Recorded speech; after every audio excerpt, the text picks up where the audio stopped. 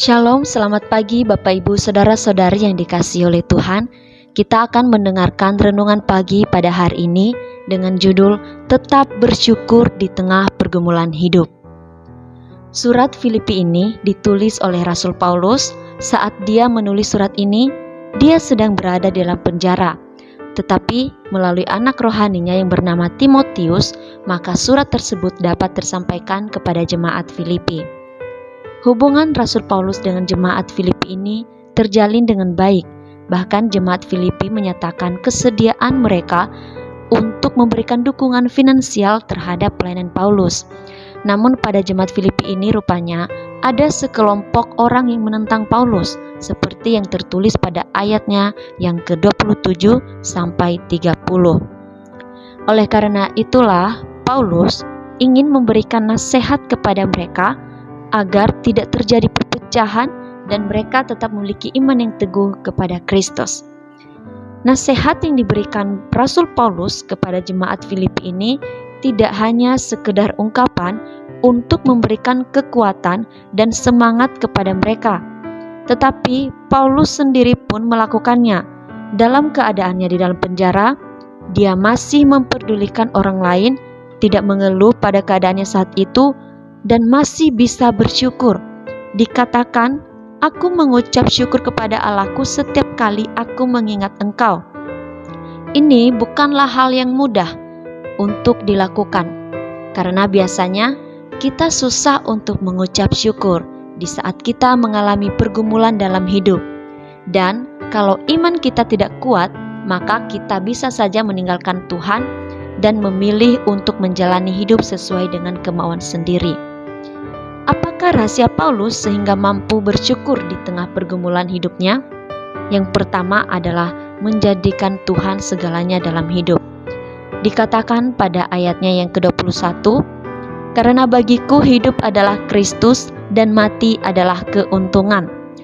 Artinya bahwa tidak ada yang diingini lagi baik sementara hidup atau ketika mati, selain menerima Kristus dan didapati setia kepadanya. Bagi orang yang hidupnya adalah Kristus, maka kematian merupakan keuntungan, dan keuntungan itu besar, yaitu keuntungan waktu sekarang dan keuntungan di masa yang kekal.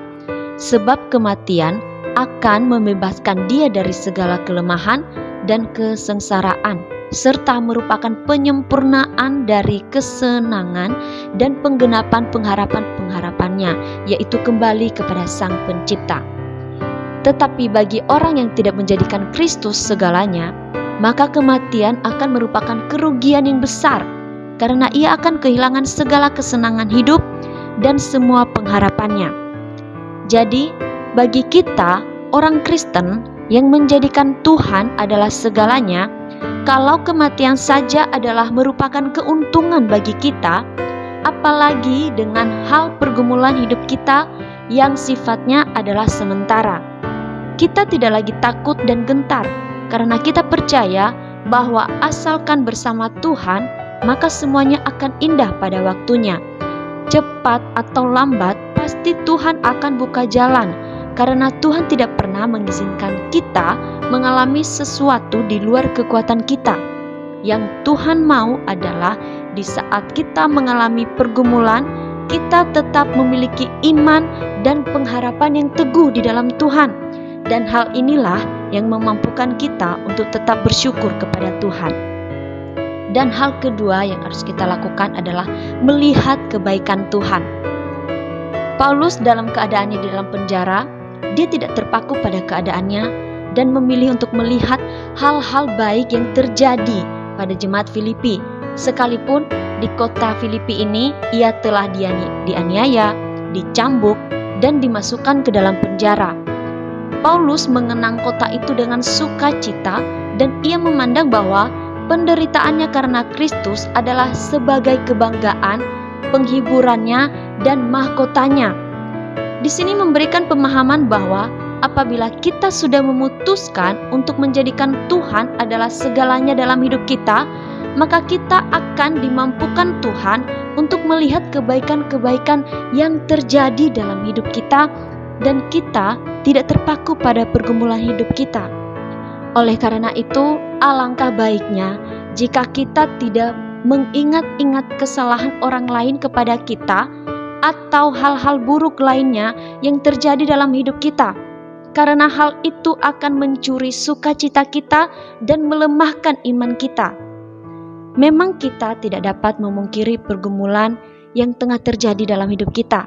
Tetapi biarlah kita belajar seperti Paulus yang lebih memilih untuk melihat kebaikan yang terjadi dalam hidupnya. Dengan pertolongan Tuhan, kita akan mampu bersyukur di tengah pergumulan sekalipun. Karena Tuhan kita adalah Tuhan yang tidak pernah mengecewakan kita.